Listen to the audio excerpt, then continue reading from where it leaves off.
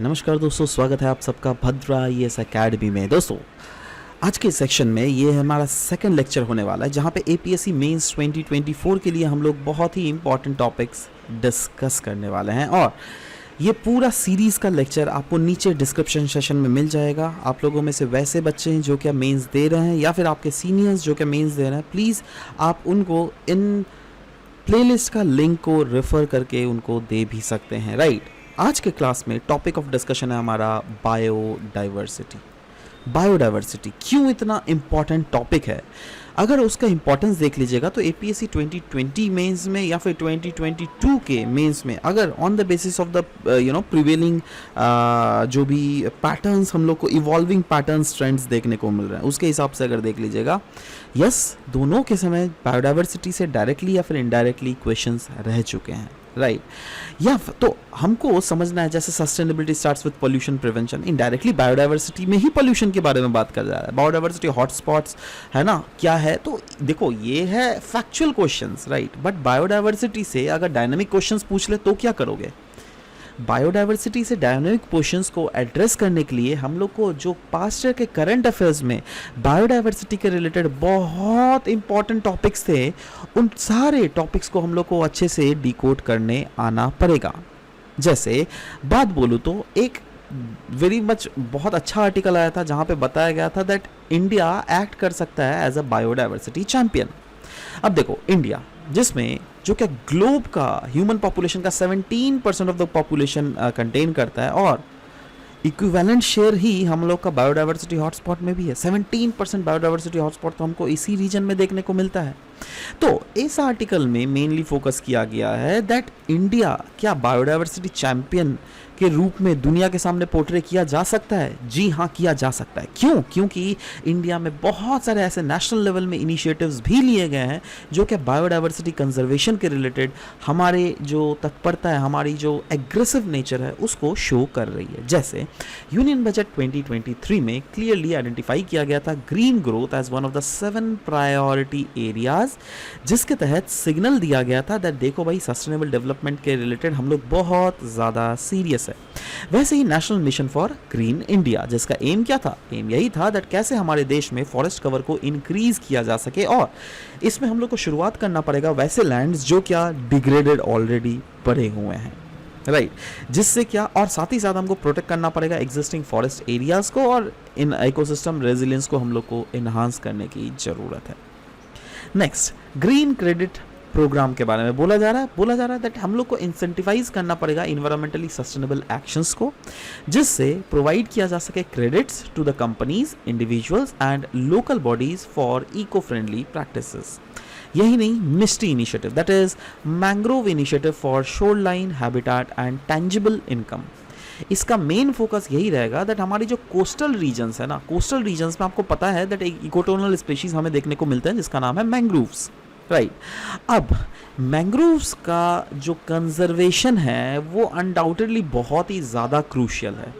इसीलिए बोला जा रहा है दैट क्लाइमेट चेंज को देखते हुए यस मैंग्रोव का conservation is very much crucial और ओवरऑल बायोडाइवर्सिटी को प्रिजर्व करने के लिए भी ये इनिशिएटिव है जिसके तहत ये एक मेजर मैंग्रोव एस्पेक्ट को हम लोग डील कर रहे हैं और मैंग्रोव को हम लोग बचा रहे हैं, राइट। वैसे ही है PM PRANAM scheme that is PM program for restoration, awareness, nourishment and ameliorations of mother earth. इसका मेन एम क्या है? मेन एम है to reduce the synthetic inputs in agriculture, promoting sustainable farming practices जो क्या critical है soil as well as biodiversity conservation के लिए। और साथ ही साथ नेक्स्ट है अमृत धरोहर स्कीम। ये इनकरेज करता है ऑप्टिमल यूटिलाइजेशन ऑफ वेटलैंड जिससे हम लोग इन्हांस कर सकते हैं बायोडाइवर्सिटी, कार्बन स्टॉक्स को और साथ ही साथ इको टूरिज्म को भी प्रमोट किया जा सकता है जिससे लोकल कम्युनिटीज़ का भी इनकम जनरेशन हो सके। तो देखो ये जितने भी सारे प्रोग्राम्स, इनिशिएटिव्स जो भी गवर्नमेंट ऑफ इंडिया के द्वारा लिए जा रहे हैं, क्या ये डायरेक्टली या फिर इनडायरेक्टली सस्टेनेबल ग्रोथ को नहीं प्रमोट कर रहा है, इको फ्रेंडली प्रैक्टिसेस को नहीं प्रमोट कर रहा है?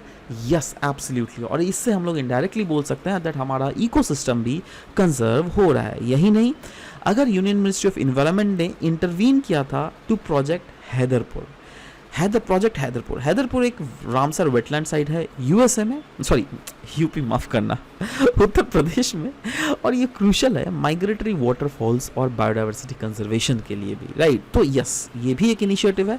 सिर्फ इंडिया में ही नहीं, इंटरनेशनल इंगेजमेंट भी देख लीजिएगा तो उसमें भी 30x30 प्लेज लिया गया था ना, जिसको अडॉप्ट किया गया था यूनाइटेड नेशंस बायोडाइवर्सिटी कॉन्फ्रेंस में। इसका एम क्या था? इसका एम था दैट 30% जो दुनिया का लैंड और 30% जो वर्ल्ड का ओशन है बाई 2020 उसको हम लोग को कंजर्व करना है, राइट।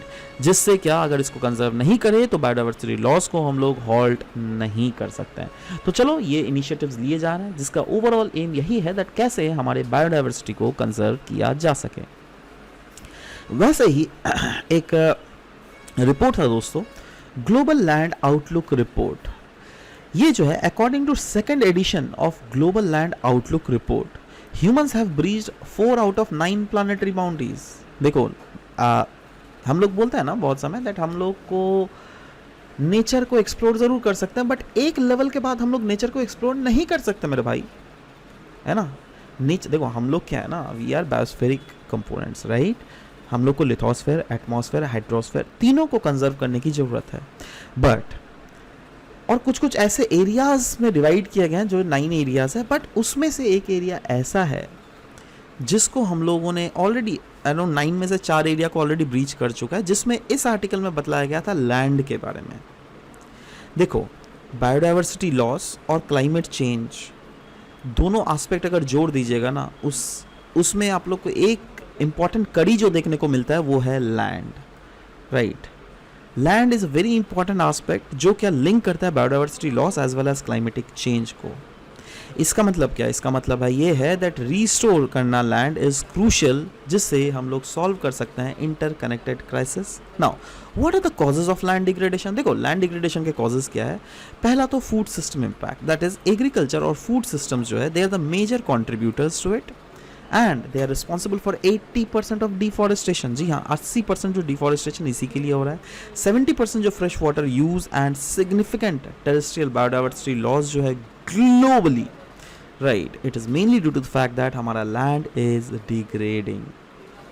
लैंड डिग्रेडेशन जो है वो इतना एक्सट्रीम है दैट वो ग्लोबल लेवल में हमारे कॉन्सिक्वेंसेस भी अलग लेवल के देखने को मिल रहा है। जैसे बोला गया है, land degradation exacerbate global warming and environmental degradation. जी हाँ, जिसके कारण अगर ग्लोबल वार्मिंग बढ़ेगा, इन्वायरमेंट डिग्रेड होगा, तो लोग जो है ज़्यादा पॉवर्टी की तरफ भाग जाएंगे, ज़्यादा से ज़्यादा हंगर की तरफ जाएंगे।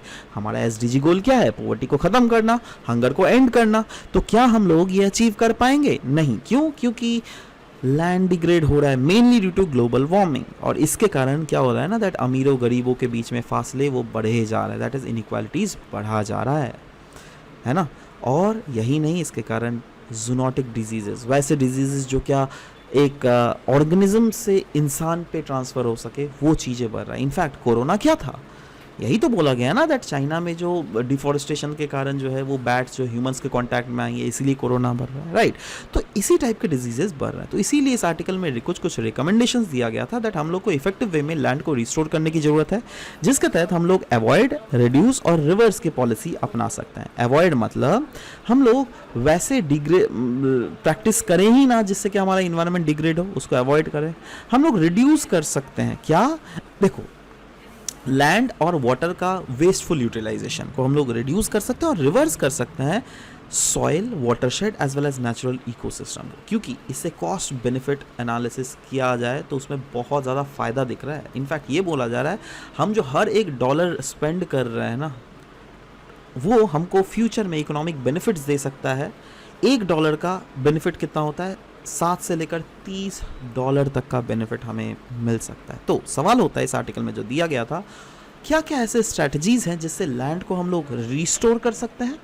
देखो, लैंड को रिस्टोर करने के लिए हम लोग ये सारे इनिशिएटिव्स को अपना सकते हैं, जैसे लैंड डिग्रेडेशन न्यूट्रलिटी। ये क्या इंश्योर करता है? ये इंश्योर करता है क्वांटिटी और quality of land resources that meet human needs while maintaining ecosystem functions and improve food security. यही नहीं, हम लोग इंटीग्रेट कर सकते हैं लैंड यूज़ प्लानिंग को। We can identify optimal land use combination, जिससे हम लोग सस्टेनेबली मीट कर सके स्टेक होल्डर्स नीड्स और प्रिजर्व कर सके लैंड के रिसोर्सेज को। यही नहीं, हम लोग रीजनरेटिव एग्रीकल्चर प्रैक्टिसेस भी अपना सकते हैं, जैसे वेरियस टेक्निक्स यूज़ नहीं किया जाता है, जैसे पहाड़ों में टेरेस फार्मिंग यूज़ किया जाता है, रेन वाटर हार्वेस्टिंग किया जा सकता है जिससे लैंड के रिस्टोरेशन को रिस्टोर कर सके, right.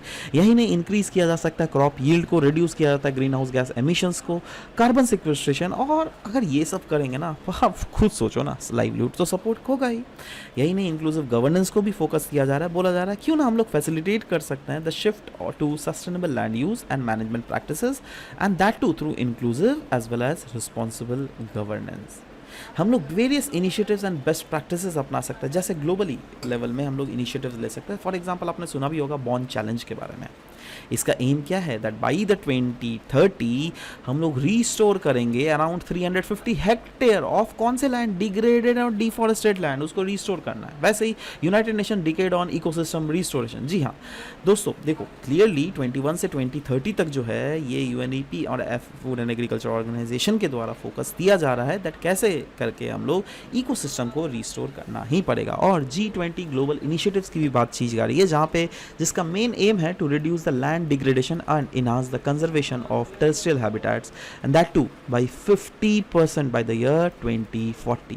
So these are the various global initiatives that has been written right now. India का initiative और best practices की अगर बात करें तो मनरेगा, जी हाँ, मनरेगा के अंदर जो फंड प्रोजेक्ट्स दिया जाता है उससे हम लोग रिवर्स कर सकते हैं लैंड डिग्रेडेशन को। यही नहीं, इंटीग्रेट किया जा सकता है efforts into rural employment scheme as well, और लोकल इनोवेशंस को हम लोग को फोकस करना पड़ेगा। जैसे आप लोगों ने बहुत समय सुना है ऑर्गेनिक फार्मिंग के बारे में, जीरो बजट नेचुरल फार्मिंग के बारे में तो सुना ही होगा, राइट। तो ये सब क्या है, ये अल्टीमेटली हम लोग ऐसे इनिशिएटिव्स यूज़ कर रहे हैं जिसमें जो एग्रीकल्चर में केमिकल्स का यूटिलाइजेशन हो रहा है उसको हम लोग धीरे धीरे वाइप आउट कर रहे हैं, है ना। तो ये सब अगर इनडायरेक्टली किया जाए, क्योंकि देखो अगर लैंड में अगर आप केमिकल ज़्यादा से ज़्यादा इस्तेमाल करोगे तो क्या हो रहा है, लैंड डिग्रेड हो रहा है। So that is something that we also need to focus, और we need to mainly focus जिसके थ्रू इसको घटाया जा सके, ठीक है। नेक्स्ट आर्टिकल दिया हुआ था आर्टिफिशियल इंटेलिजेंस के ऊपर। यहाँ पे बात की गई है आर्टिफिशियल इंटेलिजेंस कैसे हेल्प कर सकती है इन्वायरमेंट को। तो एक एक करके एस्पेक्ट डिस्कस करते हैं, बहुत अच्छे से समझेंगे। पहला है डिफॉरेस्टेशन को मॉनिटर कर सकती है, क्योंकि artificial AI driven, that is artificial intelligence driven जो forest sound analysis, Pardon me guys, so basically we were discussing about that कैसे हम लोग डिफॉरेस्टेशन को इंश्योर कर सकते हैं from the use of artificial intelligence. तो यहाँ पे बोला गया ऐसे बहुत सारे सेंसर्स होते हैं जो कि आराम से रियल टाइम में जो भी अगर इलीगल लॉगिंग एक्टिविटीज़ होती है ना, जहाँ पे लॉक्स को काटा जाता है, उन टाइप के साउंड्स को डिटेक्ट कर सकती है और सीधा ऑफ कोर्स फॉरेस्ट ऑफिशियल्स को रिपोर्ट कर सकती है, राइट। तो क्यों नहीं है ऐसा, अगर आर्टिफिशियल इंटेलिजेंस का यूज़ करके किया जा सकता है कि तो क्यों नहीं करेंगे, राइट। यही नहीं, कार्बन फुटप्रिंट को भी रिड्यूस करने के लिए बहुत ही ज़्यादा ये सहायक है, क्योंकि आर्टिफिशियल इंटेलिजेंस ड्रिवन ऐसे बहुत सारे सॉफ्टवेयर्स हैं जिसको डेवलप किया जा रहा है इंडस्ट्रियल प्रोसेसेस में, जैसे स्टील प्रोडक्शन में, जिससे रिड्यूस किया जा रहा है carbon emissions by minimising raw material usages, और साथ ही साथ एफिशिएंसी को भी इम्प्रूव किया जा रहा है। यही नहीं, एनर्जी एफिशिएंसी इन बिल्डिंग्स, इनसे भी प्रमोट किया जा रहा है, जैसे IoT आपने सुना होगा, इंटरनेट ऑफ थिंग्स, और आर्टिफिशियल इंटेलिजेंस को इंटीग्रेट किया जा रहा है, राइट। जिससे इंटरनेट ऑफ थिंग्स क्या होता है, दैट रियल टाइम में हर जगह इंटरनेट एस्पेक्ट्स को लगाना, जिससे क्या ऑटोमेटिकली पता चल सके दैट, जैसे फॉर एग्जांपल बिल्डिंग के बारे में अगर बात बोला जा रहा है तो पता चल सके दैट किस समय ऐसा कौन सा एल्गोरिदम से आराम से हम लोग पता चल सकते हैं दैट एनर्जी यहाँ पे यूजेजेस नहीं हो रहा है, वहाँ पर सीधा इलेक्ट्रिक फैसिलिटीज़ अगर बंद हो जाए ऑटोमेटिकली तो कितना अच्छा होगा ना, है ना। यही नहीं, वाइल्ड लाइफ कंजर्वेशन, जी हाँ, बोला जा रहा है आर्टिफिशियल इंटेलिजेंस मॉनिटरिंग हम लोग को करना पड़ेगा, है ना, क्योंकि ऐसे जैसे वाइल्ड लाइफ जैसे राइनोस को के लिए ऐसे बहुत सारे एस्पेक्ट्स बने, जैसे कुछ ब्रेसलेट्स होते हैं जिसको अगर उसको लगाएंगे ना तो इससे क्या होता है, उनके मूवमेंट को हमको मॉनिटर कर सकते हैं, राइट। और कभी भी उस टाइप के ब्रेसलेट्स जो है आराम से कोई भी एनोमलीज अगर उनसे के साथ हो रहा है, अचानक से कोई अलग सा इन्वायरमेंट आ गया उनके आजू बाजू, राइट, तो उसको भी एकदम अलार्म सिस्टम के तहत वो अलर्ट कर देगा, जिससे ओवरऑल वाइल्ड लाइफ को प्रोटेक्शन किया जा सकता है। स्मार्ट एग्रीकल्चर बोला जा रहा है artificial intelligence powered farming systems को कहीं ना कहीं हम लोग को इंश्योर करना पड़ेगा, जिससे जैसे प्लांटिंग, इरिगेशन, फर्टिलाइजेशन, राइट, ये सब एस्पेक्ट्स को भी हम लोग आराम से कर सके, जिससे हम लोग का जो वेस्टेज है वो मिनिमाइज हो सके। यही नहीं, क्लाइमेट मॉडलिंग, आर्टिफिशियल इंटेलिजेंस के सहारे हम लोग क्लाइमेट को प्रेडिक्शन भी किया जा सकता है। और अगर आप, मैंने तो यूट्यूब में ऐसे बहुत सारे वीडियोस देखे हैं जिसके थ्रू जैसे कभी बारिश हो रही है या फिर थंडर स्टॉर्म आ रहा है तो आर्टिफिशियल इंटेलिजेंस ऑलरेडी डिटेक्ट करके फार्मर को बता देगा कुछ मैसेज के थ्रू, राइट। तो इससे फ़ायदा क्या हो रहा है दैट फार्मर का भी एक, अगर उनको, अगर सोचो, ऑफ कोर्स एक लेवल के बाद आप क्रॉप्स को बचा नहीं पाओगे, बट जहाँ तक हो सकता है वहाँ तक तो बचाया जा सकता है ना, राइट। तो ये सब चीज़ें हैं जो क्या इस बायोडाइवर्सिटी के टॉपिक के रिलेटेड मुझे लास्ट के 1 साल में बहुत अच्छा और इम्पॉर्टेंट आर्टिकल्स हम लोगों को देखने को मिला। आशा करता हूँ दैट ये आर्टिकल्स आप लोग को भी सहायक देगा। And if you want to access this article then yes, there is a playlist का link which I am making sure that the management team will put it in the description box below. आप वहाँ से देखकर जितने भी सारे videos को हम लोग अपलोड कर रहे हैं मेंस के रिलेटेड, वो सारे वीडियोज़ को एक ही बार में एक्सेस कर सकते हैं, right. So anyways guys, this was all about the discussion that we had for this session। मिलते हैं आप सबके साथ नेक्स्ट सेशन में। Till then bye bye, take care and thank you for listening to the whole video. Thank you very much guys.